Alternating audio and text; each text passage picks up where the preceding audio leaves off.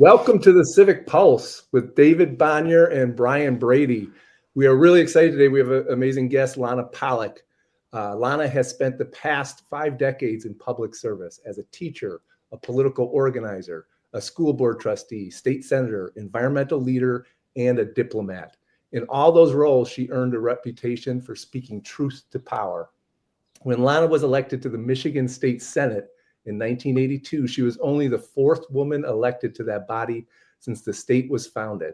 As a pioneer for Michigan women in politics and government, Lana's effectiveness helped inspire following generations of talented women like the governor, Gretchen Whitmer, to aspire to reach and excel in our state's top elected offices. As a native of Ludington, Lana earned 2 degrees from the University of Michigan and later served as a visiting fellow at Harvard's JFK School of Government. In her career, she developed deep expertise on environmental issues, drafting Michigan's first polluter pay legislation, running Michigan's Environmental Council, and representing the U.S. as a U.S. Section Chair for the International Joint Commission, which is a treaty organization that works to resolve water issues along the 5,000-mile U.S.-Canadian border. Lana, David, so good to see you. How are you both doing today? I'm fine. I'm good. I'm always good. Early in the morning, I get up at 5 and I'm raring to go. So this is like midday for me already. Lana, we're going to start with your story, but there's so much news. It's like a floodgate of news coming at us these first 10 days of the Trump administration, and tariffs were the big smackdown on from Canada. Would you give us both an answer to, how do you think tariffs are going to play out, but also tell us your story of how you got into public service? Because I kind of think they connect. You've served in Michigan, which is on the Canadian border. So I'd love to hear, your how you got into public service, but then weave in your Canadian-Michigan relationship in these tariffs to the answer too. It's a 10-point question I'm giving you to start with. All right. Well, you're certainly right that Michigan and tariffs and Canada couldn't be closer, and the impact is not good. You ask how I am today. I said fine, but actually this is not a good day for Michigan. It's not a good day for the country. But what I want to say is that Michigan and Canada, they're brother and sister, and it's hard to overstate the amount of commerce and also cultural exchange. I live in Ann Arbor, Michigan, and I'm a 40-minute drive to Windsor, Ontario. And with the new bridge that's being built, it'll maybe even be faster. Won't have to wait in line to cross into Canada. So when Trump takes on the good relationship with Canada and for his own reasons decides to disassemble or just take a sledgehammer to it, that gets noticed in Michigan, and it's going to be noticed more than people realize. It'll be noticed around the country, of course, but particularly so in Michigan. We are close. I got involved in politics. You have to go back a very long time. And it's a very quick personal anecdote. I was at a neighbor's house with 2 little preschool kids, my kids, and a third woman came in. It was 1968. And a third woman came in and she said almost immediately, "Are you a Democrat or a Republican?" Well, I was surprised because, A, it wasn't that political, and B, it seemed a little personal. And I said, Democrat, I think. And she said, "Oh, good. Will your husband be the precinct captain?" And I said, "I don't know. I'll go home and ask him." So I went home and I asked my husband, and he said, "Sure." And I did all the work and I became the precinct captain. I just stayed in politics. I stayed on the management, organizational, no idea of running for anything. I just helped people win or lose, as the case might be. So that's how I got in. And so eventually, you jump forward. I was asked 10 years later or so to run somebody's campaign because I had a lot of credibility. And this is a story of a woman, of a time, of a period, of an age, where we supported the men, and I didn't question it and I didn't resent it. I was a girl in the 50s. So at any rate, once he told me how much credibility I had and why I should run his campaign for the state Senate, it eventually occurred to me, well, if I've got this credibility, why don't I do it? The point of the story is it took a very long time for me to have any vision, any sense. I didn't have a mentor at that point, anybody, a role model that I just didn't know any women who did those things. That's the story. Once I got, once I got in, I never got out. I asked my husband to, who is a good man, standing right by me to say hello. Anyway, okay, let's go.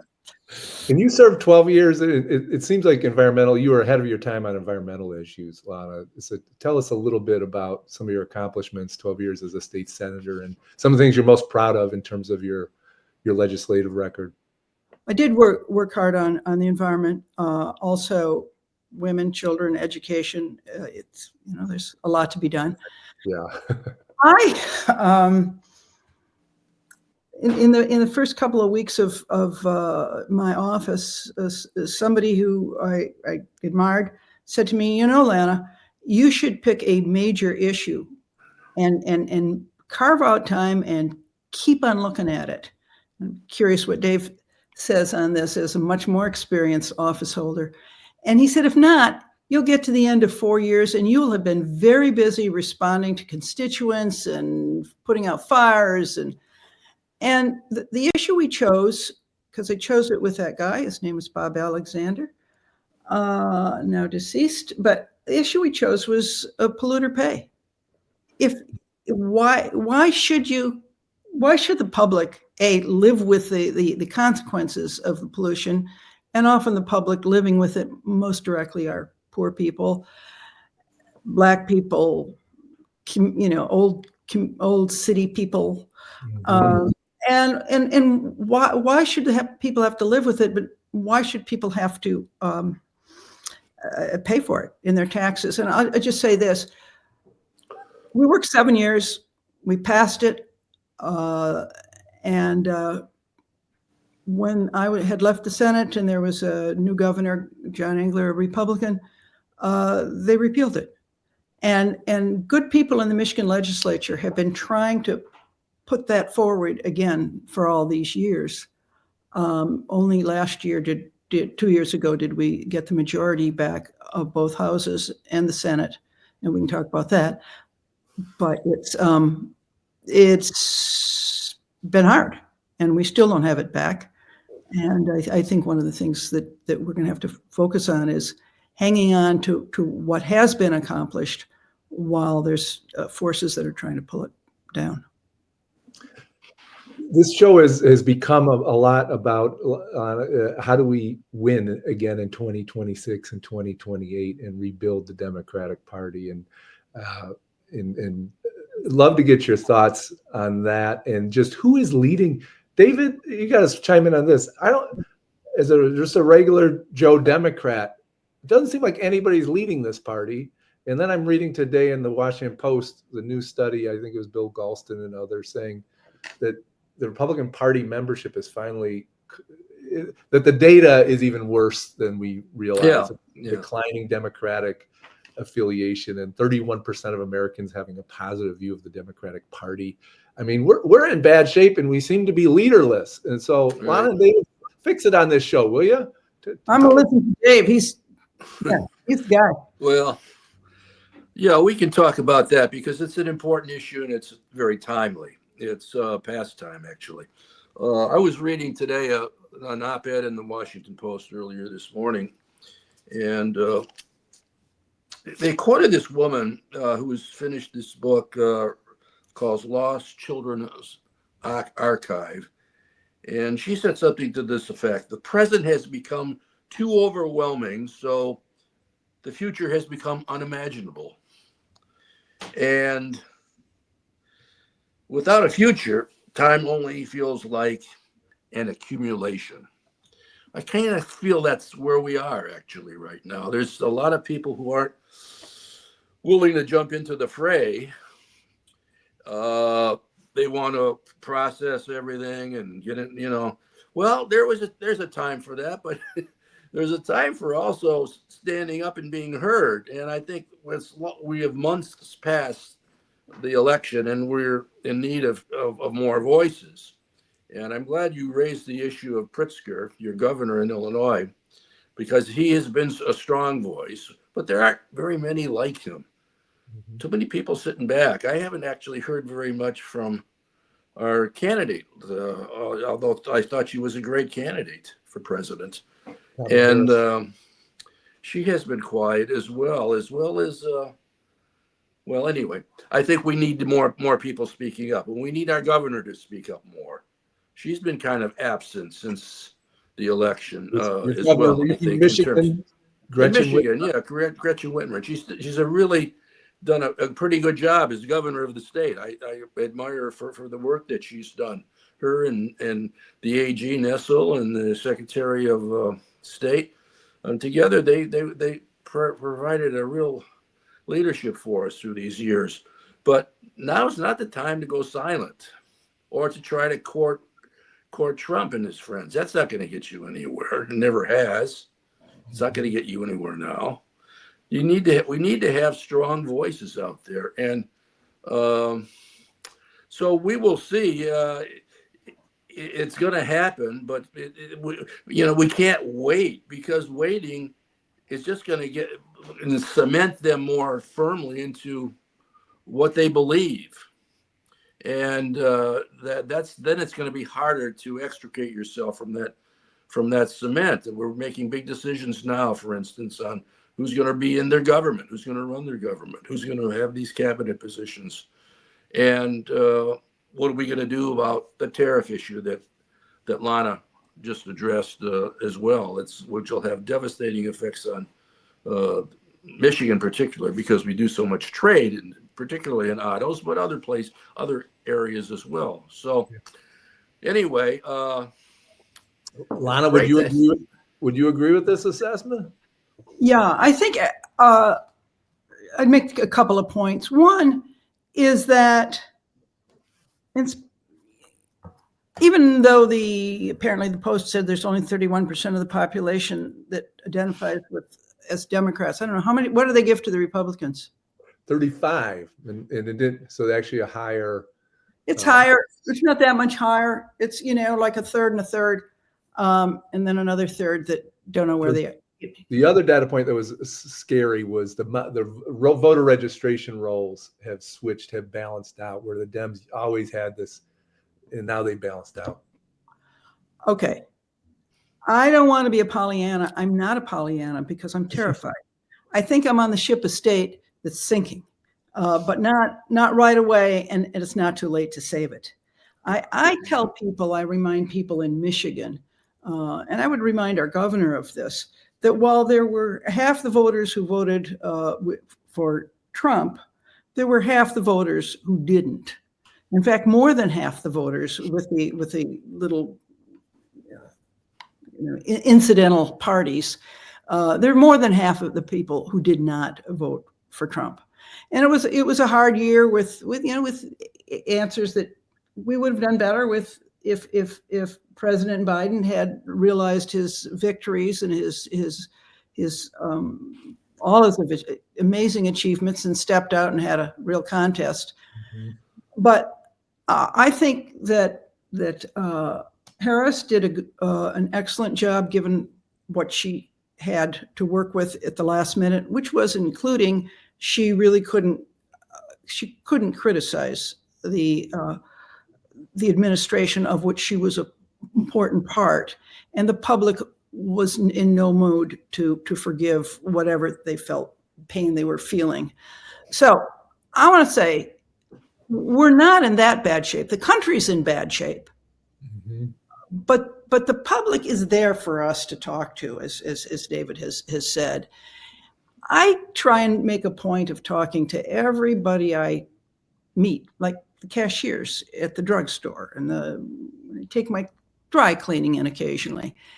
And in I'll just start, how are you, they say. And I say, well, yeah, it'd be a lot better if he hadn't let all those there's a mob that people who were in prison because they attacked the Capitol out, and I wait for an answer, or I, say, now I'll try the tariffs or something.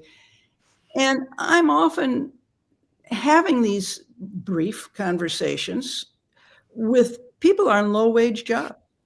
Mm-hmm. So those are Trump supporters, and I get a variety of answers or, grunts but there are a lot of people who are still looking for somebody to lift them up and make their lives better.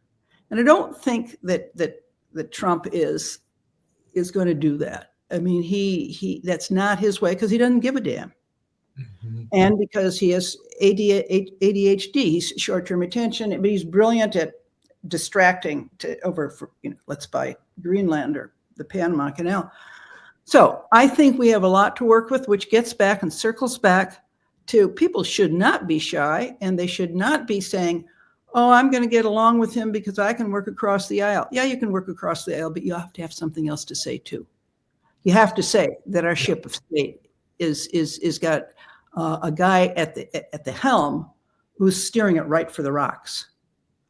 And I don't like it when I hear that people in important positions, some of whom you've mentioned, and they don't use those positions. And I'm going to say directly about the governors. The governors are extremely important. We're going to be, we meaning the country, people who, progressives, Democrats, we're going to be playing defense in Washington because they got all the seats there for now. Maybe 2 years it changes. But in the state capitals, we get a lot of state capitals and state governors, and they've got to be saying something other than this is something other. And this is what I hear too much is this is, well, yeah, this is just politics. This is the way it's played. This is not just politics. This is a direct attack on the constitutional democracy that's 250 years old, and he's going for it. And any governor who says that, oh, I can work across the aisle without also saying what the real threats are. They're not doing their job. We need them. We need the governors. We need the people who have almost half the seats in the House, half the seats in the Senate. They got to be talking truth to this dirty power. New Republic has taken this on a little bit. We have this fragmented media ecosystem now, and we have a fragmented leadership structure. So it feels to me like fighting back is a double challenge now. And David, I think in your day in Congress, there was a little bit more of a consolidated media. You knew where to go to get attention, and now it's everywhere is the media ecosystem. And so you have to be on social. You have to.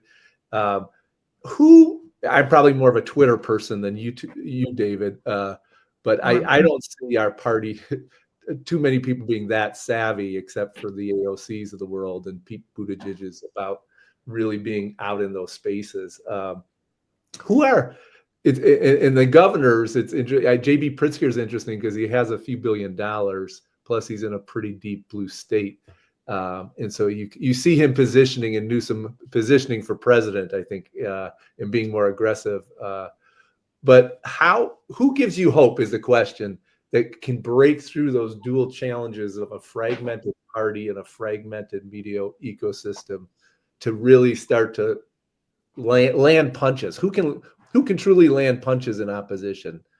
Are there a few politicians that, like Pete Buttigieg, it sounds like is going to run for governor from your state? Does he give you hope? No, it sounds like he's going to run for senator. That's right. Yeah, for senator, yeah. Yeah. He's a very smart man, and I don't go there, so I'm not really that enthused about him. Although I think he's a good public servant, and he's tried his best in local level, and he did at transportation department as well. You're too centrist, but I'm more interested in somebody who's a little bit more combative. And although he came out when he was singled out by Trump, he came out pretty strong. He had the best message with respect to this tragedy we've also been going through here regarding the plane thing. So I give him credit for that. So I'm not going to write him off, but I'm not. He doesn't viscerally excite me. I think I like this guy from Connecticut, Chris Murphy, who's really was in the House, I guess, for a number of years, and then as a senator over there. He's been speaking out, and he's been very good. I like the senator from Oregon. Ron Wyden. Pardon me? Is it No, Wyden? not Wyden. I'm not a big fan of Wyden. But the other one begins with an M. I'm sorry. He used to be the Speaker of the House in Oregon.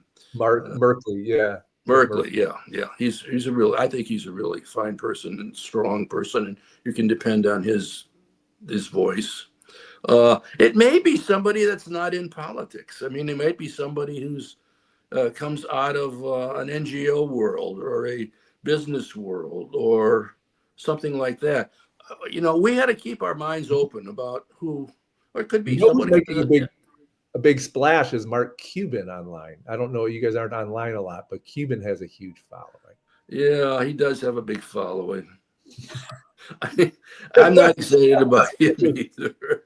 He's made some really stupid, dumb right-wing statements over the course of his career as well. Although he's somewhat better recently, but not for me. Who's your great hope? Who are some of your great hopes? I don't have a great hope. I have many great hopes, and it'll take many people. Trump. The problem with great hopes is that Trump is a great hope. I mean, he's a quintessential great hope. He is the man who can make it all right. He's the father who can slay all those threatening immigrants or whoever he picks to pick on that month.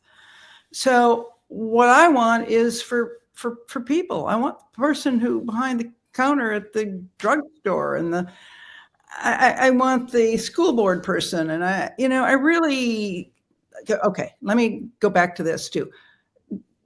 During the Biden administration, while again, he was passing historic legislation that I frankly don't think anybody else would have been likely to be able to do for the country.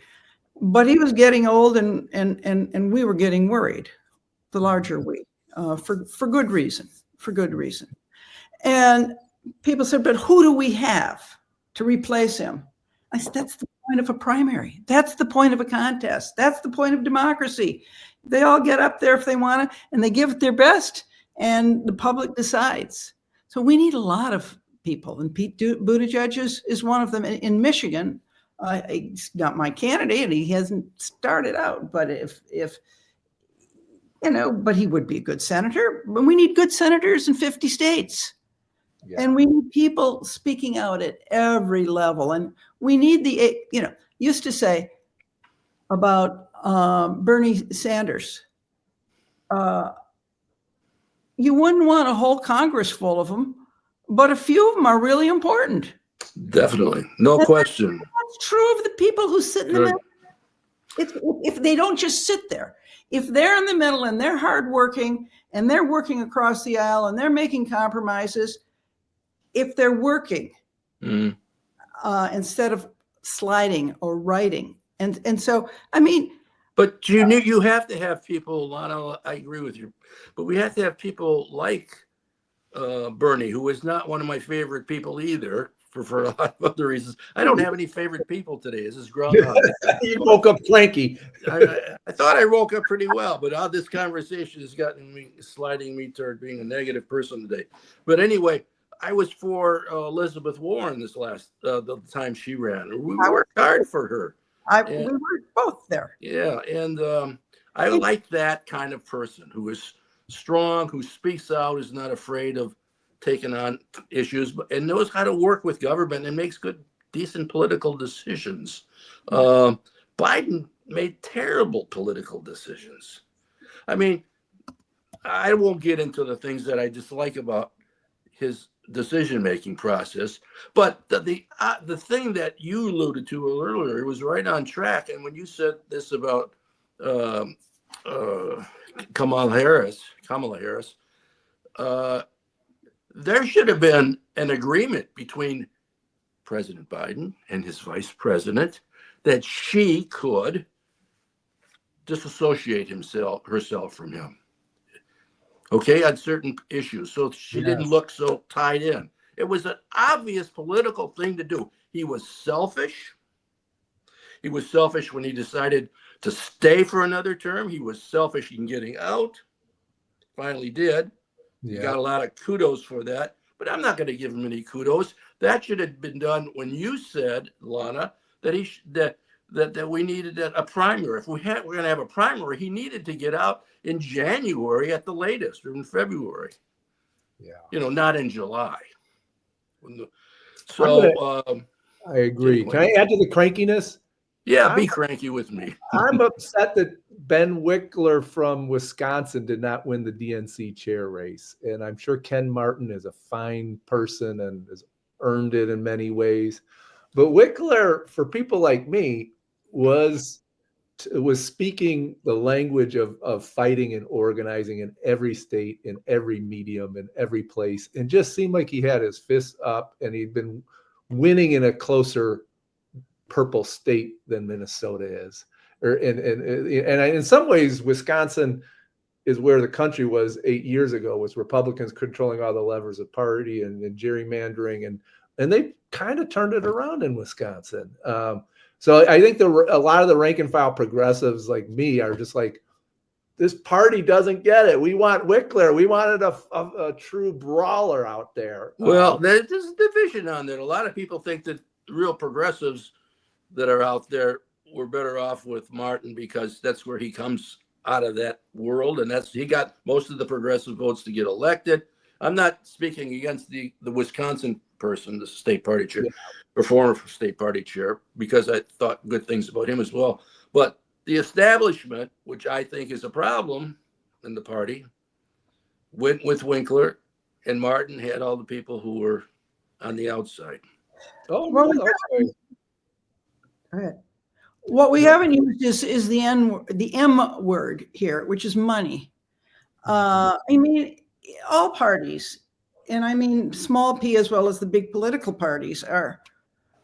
It's so much worse than when David and I were running for office. I mean, we had to raise money. It was a big deal, at least for me, to have to raise.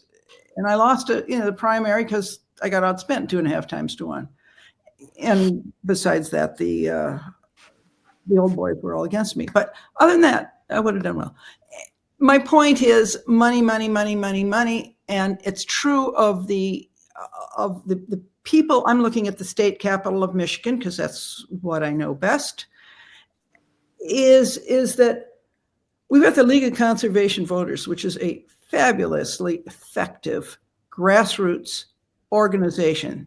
They are substantially responsible, not entirely responsible, for taking back the House, the Senate, 2 years ago. Now we lost the House now,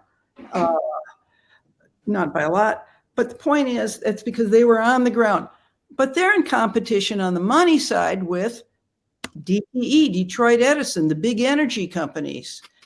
And I don't know how we get through this because we got to win before we can reform. But even when the Democrats were in charge, there are a lot of pressure to not make the kind of reforms that are needed.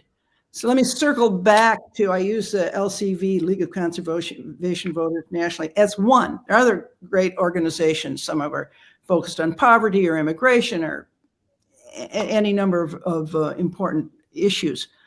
The Democratic Party will only be as good as it can, no matter who's the chair. Well, that's if the chair, let me say that. The Democratic Party will not be effective unless the chair understands the value of these other organizations. I call them grassroots, but they're sophisticated and they're very important. And if the progressive side of the left, of the center left and left doesn't work together, we will be hurt. We will not make it. I mean, the amazing thing, if you look at the Republican Party, the one thing I didn't expect when Trump won the first time, I expected the worst, a nuclear war, anything. But I did not expect that the entire Republican Party would fall before him. If he didn't control the party, which he does, obviously, he would not have the capacity, presidency or not, to do the damage that he's doing and going to do. So we have to remember that it's not just a party problem, and it's not just a party opportunity. It's an opportunity to work with the leagues and the people who care. Right. Yeah. Agree completely with that. And, you know, speaking of which, we should mention, Brian, before we get off the air, that Lana was the League of Conservation Voters in this state. I mean, she was a huge, significant player, not only in the nation in the League of Conservation Voters, but she in this state, and has so been recognized and honored. And what she's done for the environment has been incredible. Did you work with Ken DeBozart, my state senator, on the? I did work with Ken DeBozart. Yeah. He was very helpful when we passed polluter pay. That's what I thought, because Ken used to talk to me for years about your work in that and working together with you. Yeah, yep. No, he was important in the House because the House was controlled by Democrats then, but not all Democrats are Democrats. Yeah. So he was, and you give me way too much credit. But at any rate, it was there. There's good people there now. There's a leader named Lisa Wozniak, the next generation, who's doing it. But there's other organizations too. There's Michigan Environmental Council. There's all the environmental organizations, but not all of them have a strong C4 capacity, which in code obviously means that they are registered with the IRS in order to enable to be directly involved, right, as opposed to a nonprofit. They all have a role, and we need tables that bring them together. Right. And the leadership is there, and the talent is there, and the young people are there. The money is also there. And I really see that as a not only corrupting influence, it explains some of why the Michigan House did not do so well, because its leader was pretty tied closely to some of the money interests. And money's not bad if our folks are having it, but I don't even mean that seriously, because if the most money wins, the other side wins. Mm-hmm. Even though we're generous people. I want to ask one last question, and it's about money, but I just want to challenge. I mean, Harris had a lot of money, and so there's a lot of question of how that money was spent. And then if you listen to Steve Bannon and others, Elon Musk's team, what they were brilliant at and better at is it gets. I don't know if you've seen the cover, if you've read the New York Times today, but it features a story. Anna Lemke is a Stanford researcher. She wrote a book called Dopamine Nation, and how this thing has become the primary addictive tool of most of us, and we're looking at our screens all day. And Bannon says that when Musk came in, his people know how to play the algorithms and micro-target. And so this little addictive device was filling up they identified the persuadables and the target of the low propensity voters and the persuadables in the algorithms, and just beat us with not just with their money, but with their algorithmic brains. And realizing that this is the new door knocking. Like that's my question for you guys, is like, I love door knocking. I was door knocking in Wisconsin and Michigan. I think this is possibly the new door knocking, and where we don't play this game well. Well, I'm the last person to give advice, but I can observe that these things, always close at hand, are incredibly important. But I think it's an all of the above thing. I think Harris lost because people were unhappy, and she was, with two reasons, a lot of reasons, but two reasons that I think are paramount. One, on the one hand, she was seen as more of the same. She was the Biden administration, and people were unhappy and they wanted change. Mm-hmm. And the other thing, she lost because she was different, i.e., she's a woman and she's Black. Yeah. And that's still is a barrier.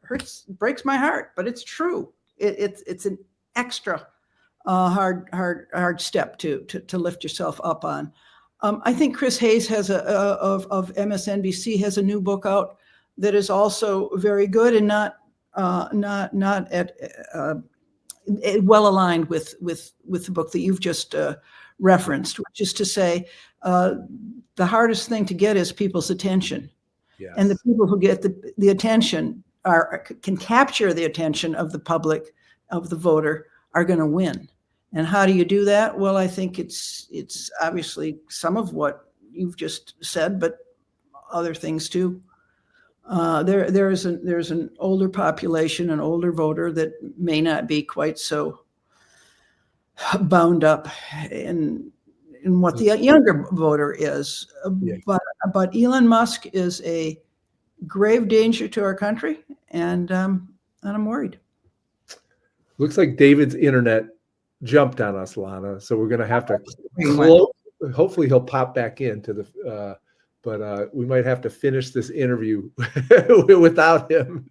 But luckily we were at the close, so we didn't miss him for much. But yeah, that Chris Hayes, there's a great Ezra Klein interview of Chris Hayes on Ezra's podcast, and the attention economy, that we're really in an attention economy these days. Here's David. So let me get David back to do our goodbyes here.